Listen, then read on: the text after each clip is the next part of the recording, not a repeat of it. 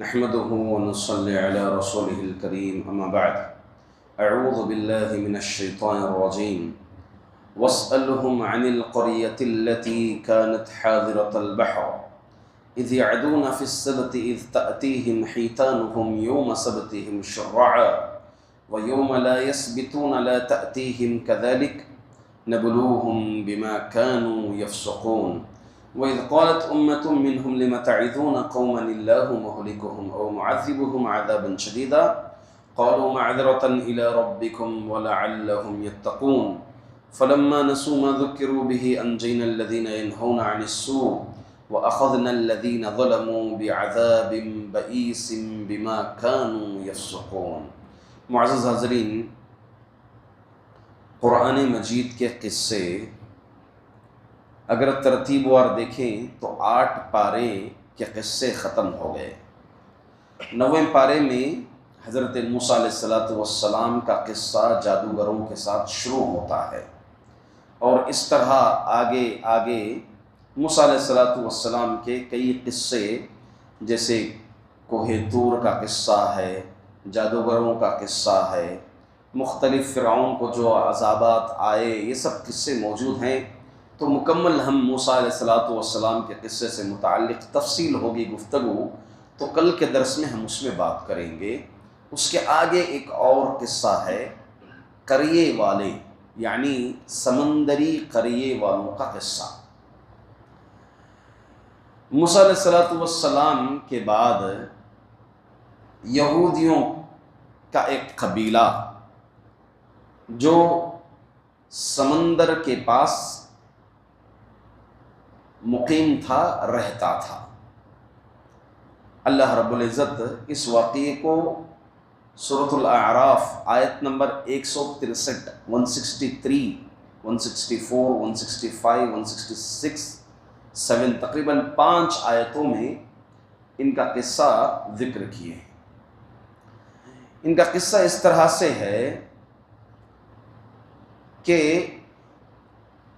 یہ جو قوم تھی سمندر کے پاس رہتی تھی، 3 طرح سے منقسم ہو گئی تھی، یعنی 3 طرح اطاعت اور نافرمانی کے لحاظ سے 3 طرح کے لوگ تھے۔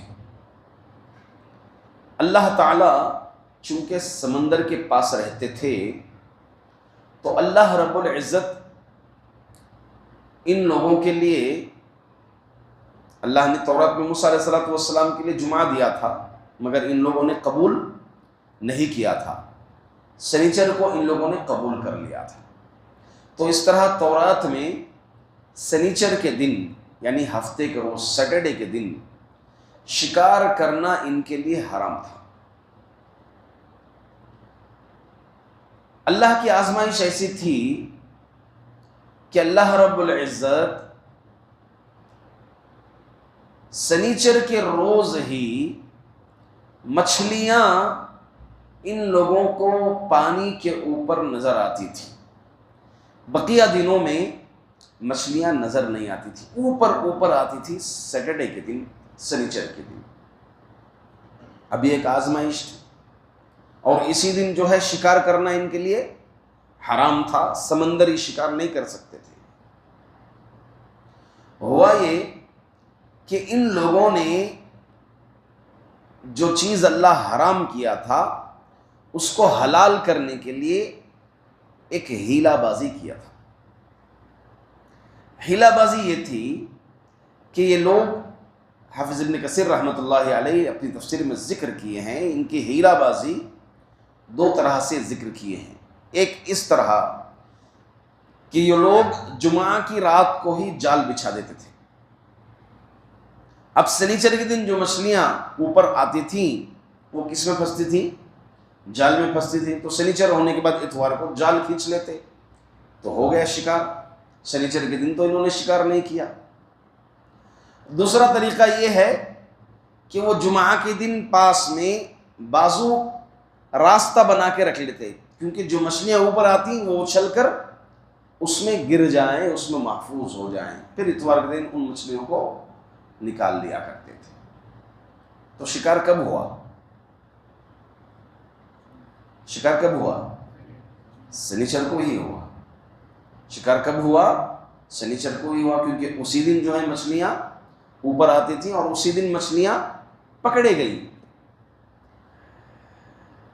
ان کا یہ عمل دیکھ کر قوم میں کچھ لوگ ایسے تھے، 3 طرح کے لوگ تھے، اطاعت کرنے والے اور اطاعت نہیں کرنے والے۔ اطاعت کرنے والوں میں 2 طرح کے لوگ تھے، ایک وہ جو شکار نہیں کرتے تھے اور خاموش تھے، دوسرے وہ جو شکار نہیں کرتے تھے اور شکار کرنے والوں کو نصیحت کرتے تھے، لِمَ تَعِظُونَ قَوْمًا اللَّهُ مُهْلِكُهُمْ أَوْ مُعَذِّبُهُمْ عَذَابًا شَدِيدًا۔ بلکہ جو پہلے لوگ تھے خاموش تھے، انہوں الٹا ان سے کہتے تھے جو نصیحت کرتے تھے کہ تم ان کو نصیحت کیوں کر رہے ہو، یہ لوگ سمجھنے والے نہیں۔ اور تیسرے جو شکار کرتے تھے سنیچر کے دن۔ ہوا یہ کہ اللہ رب العزت کا عذاب ان پر آ لیا۔ کن پر؟ جو لوگ سنیچر کے دن شکار کرتے تھے، نافرمانی کرنے والے، ان پر اللہ کا عذاب آ گیا۔ عذاب کیا آیا کہ یہ لوگ رات میں اپنے گھروں میں سوئے ہوئے تھے، صبح جب یہ بقیہ لوگ بہت دیر تک گھر سے باہر نہیں نکلے تو دروازہ کھول کر ان کے گھروں میں جیسے ہی داخل ہوئے تو ان کے چہرے بندروں کی طرح ہو گئے، بندروں کی طرح ان کے چہرے ہو گئے، اور یہ لوگ اطاعت کرنے والوں کو پکڑ کر ان کے پیر تلوے سب چاٹنا شروع کر دیے کہ دیکھو ہمارے ساتھ کیا معاملہ ہو گیا۔ یہ تھا اللہ کا عذاب، اور یہ تھا قصہ کس کا؟ سمندر کے پاس رہنے والی یہودیوں کی ایک قوم کا۔ اب اس قصے سے ہمیں عبرتیں ملتی ہیں۔ پہلی عبرت، نصیحت ہمیں یہ ملتی ہے کہ اللہ جن چیزوں کو حلال کیا ہے ان کو حرام کرنا، اور اللہ جو چیز حرام کیا ہے ان کو حلال کرنا، یہ شریعت میں بہت بڑا جرم ہے۔ کیونکہ حلت اور حرمت کا حقدار کون ہے؟ اللہ۔ کائنات اللہ نے پیدا کیا، مخلوق اللہ نے بنائے، اللہ نے پیدا کیا، نظام اللہ نے قائم کیا، کتابیں اللہ نے نازل کی، شریعت اللہ نے نافذ کیا، تو قانون کس کا چلے گا؟ اللہ کا۔ کیا حلال ہے کیا حرام ہے وہ اللہ تعالی مقرر کرے گا۔ اگر اللہ کی حلال کردہ چیز کو حرام کر لے کوئی اور حرام کردہ چیز کو حلال کر لے کوئی تو یہ شریعت کی نظر میں بہت بڑا مجرم ہے۔ آپ سوچ کے دیکھیں، اگر کوئی اونر ہو، ایک کمپنی ہو یا ایک کالج ہو، ایک اسکول ہو، اس کا جو ہیڈ ہوتا ہے وہ کچھ قوانین بناتا ہے، مقرر کرتا ہے، اگر ان کے ماتحت کام کرنے والے اس قانون کو پلٹ دے تو کیسا غصہ آئے گا؟ غصہ آئے گا نہیں آئے گا؟ انسانی فطرت کا تقاضا ہے کہ میں اونر ہوں یہاں کا، میں ہیڈ ہوں یہاں کا، اور میرا چھوڑ کر یہ لوگ اپنی منمانی کر رہے ہیں۔ کس نے کہا تم کو؟ کہاں سے کہا؟ نکال دیے جائیں گے۔ تو رب العالمین وَلَهُ الْمَثَلُ الْأَعْلَى، اللہ کے لیے اونچی مثالیں ہیں۔ قرآن کریم کا اگر آپ مطالعہ کریں گے تو شرک سے خطرناک جرم یہ ہے کہ اللہ جو چیز کو حلال کیا ہے اس کو حرام کر لیں، اور اللہ نے جو چیز کو حرام کیا ہے اس کو حلال کر لیں۔ یحلون ما حرم اللہ ویحرمون ما احل اللہ، اللہ کی حرام کردہ چیزوں کو حلال کرنا، حرام کردہ چیزوں کو حلال کرنا، یہ یہودیوں کا طریقہ ہے۔ یہود جو ضائع ہو گئے، برباد ہو گئے، انہوں نے اپنی کتاب میں انسانی باتوں کو داخل کر دیا، اللہ تعالیٰ کی تورات کتاب میں انسانی باتوں کو دخل کر دیا، انسانی احکامات کو دخل کر دیا، وہ یہی طریقہ رہا ان کا۔ کہ یہ جو تورات کے قوانین تھے اس کو مٹاتے، اپنی طرف سے داخل کر دیتے تھے، حسب ضرورت جیسے چاہے ویسے قوانین کو بدلتے۔ اگر کوئی جان بوجھ کر کرتا ہے اللہ کی شریعت میں دخل اندازی تو خارج مخرج فی النار ہے، یعنی وہ ہمیشہ ہمیش کے لیے جہنم میں رہے گا اور وہ اسلام سے نکل جائے گا۔ جو شخص یہ کرے گا، یہ نواقض اسلام کا ایک حصہ ہے۔ نواقض وضو سمجھتے ہیں، وضو ٹوٹنے والی چیزیں، ویسے ہی یہ اسلام کی ٹوٹنے والی چیزیں ہو جائیں گی۔ دوسری جو عبرت یا جو نصیحت ہمیں ملتی ہے وہ یہ کہ اللہ تعالی بندوں کو آزماتا ہے۔ اللہ کی آزمائش بہت کیا بولتے ہیں، امتحان کا پہلو رہتا ہے، اس میں بہت زیادہ رہتا ہے۔ دیکھیں آج گناہ بہت آسان ہے، آسان ہی نہیں ہے، آج بہت آسان ہے گناہ۔ آزمائش ہے بندوں کے لیے، گناہ کرنا کتنی دیر ہے، کون پوچھنے والا ہے، کون پکڑنے والا ہے؟ قانونی طور پر کوئی پکڑنے والا ہی نہیں ہے۔ آپ شراب پی رہے ہیں، آپ جو ہے جوا کھیل رہے ہیں، زنا، بدکاری، بے پردگی، کتنے بھی گناہ کر لیں، آپ کو آزادی ہے شرک کرنے کی، کوئی پوچھنے والا نہیں ہے۔ یہ اللہ تعالیٰ کی آزمائش ہے۔ اسی آزمائش میں کامیاب ہونے والے کو مومن کہتے ہیں۔ اسی آزمائش میں کامیاب ہونے والے کو مومن کہتے ہیں۔ الذی خلق الموت والحیات لیبلوکم ایکم احسن عملا۔ تم میں سے کون اچھے عمل کرے گا، تمہیں آزما رہا ہے، کون اچھے عمل کرے گا، کون گناہوں سے بچے گا۔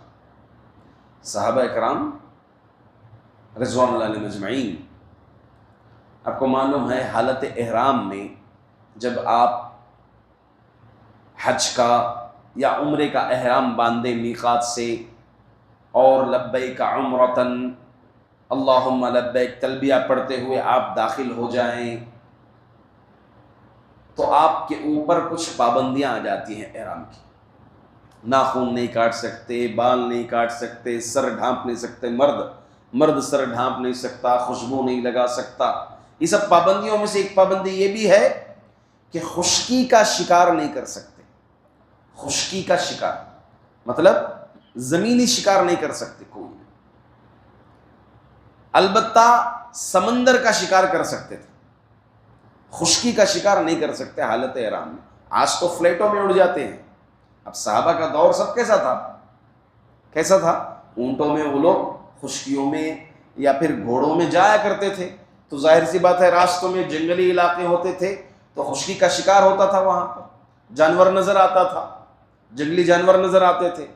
تو ایسے وقت جو ہے اللہ رب العزت کی آزمائش دیکھے کہ صحابہ احرام باندھ کر جاتے تھے اور جانور سامنے نظر آتے تھے، مگر صحابہ کرام نے کیا نہیں کیا؟ شکار نہیں کیا۔ محمد صلی اللہ علیہ وسلم کے امتی، ہم انہی کے نقش قدم پر چلنے والے، ہم یہود کے نقش قدم پر چلنے والے نہیں۔ ایک مومن ہوتے ہوئے ہمیں صحابہ کے طریقے پر چلنا چاہیے، صحابہ کے منہج پر چلنا چاہیے۔ تیسری چیز، اللہ کے عذاب، بندروں کا چہرے بندروں کے مانند ہو جانا۔ حدیثوں کا اگر آپ مطالعہ کریں گے تو یہ عذاب اس امت میں بھی آئے گا، مکمل طور پر نہیں، مختصر طور پر ہی، مختصر افراد پر ہی یہ عذاب آئے گا اس امت پر۔ اللہ کے رسول صلی اللہ علیہ وسلم کے ساتھ صحابہ تھے، بندروں کو دیکھا، صحابہ نے پوچھا کہ اللہ کے رسول کیا یہ وہی بندر، یہی وہ نسل ہے جو یہودیوں کی نسل ہو گئی تھی، بندر ہو گئے تھے ان کے چہرے، انہی کی نسل کے بندر ہیں کیا؟ یہ پوچھا۔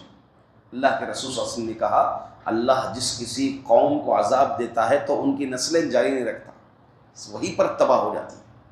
اس کے بعد جو بھی نسلیں ہوتی ہیں، نئی نسلیں ہوتی ہیں۔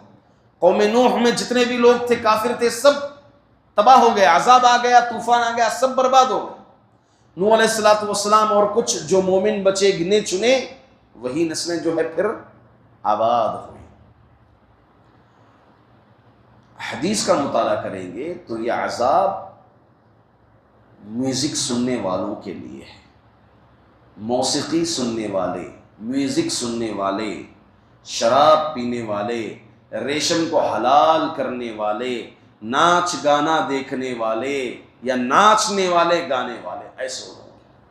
اللہ کے رسول صلی اللہ علیہ وسلم نے کہا کہ میرے امت کے لوگ پہاڑی علاقوں میں اونچائی پر جائیں گے۔ آج دیکھیے اللہ کے رسول صلی اللہ علیہ وسلم جو پیشن گوئی کیے، ہو بہو بالضبط یہی طریقہ آج اس امت میں پایا جا رہا عمل۔ پہاڑی علاقوں پر اونچائی پر جائیں گے اور وہاں شراب پیئیں گے، موسیقی سنیں گے، موسیقی دیکھیں گے، ناچنا گانا ہوگا، پھر اللہ کا عذاب آئے گا۔ 3 طرح سے عذاب آئے گا، خسف و مسخ۔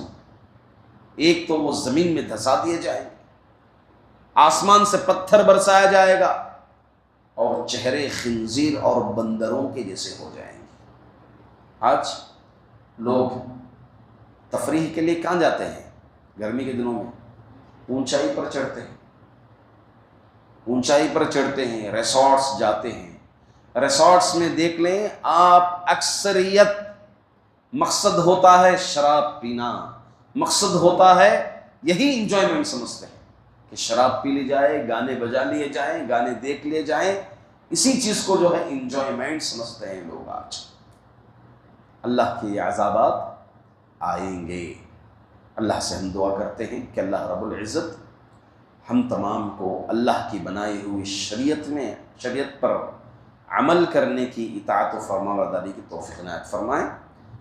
اللہ رب العزت ہمیں 2 عشر نصیب فرمائے، اس پر اللہ کا ہم شکر بجا لاتے ہیں، اور اللہ سے ہم دعا گو ہوتے ہیں کہ ان 2 عشروں میں جو عبادتیں ہم کی ہیں اللہ اسے قبول فرمائے۔ بقیہ 1 عشرہ کل شام سے شروع ہونے والا ہے، اللہ سے ہم توفیق مانگتے ہیں کہ اللہ ہمیں وہ عشرہ نصیب فرمائے اور ہمیں دل جمعی یکسوئی کے ساتھ عبادت کرنے کی توفیق عنایت فرمائے، قیام و روزہ رکھنے کی توفیق عطا فرمائے۔ آمین۔ والسلام علیکم ورحمۃ اللہ۔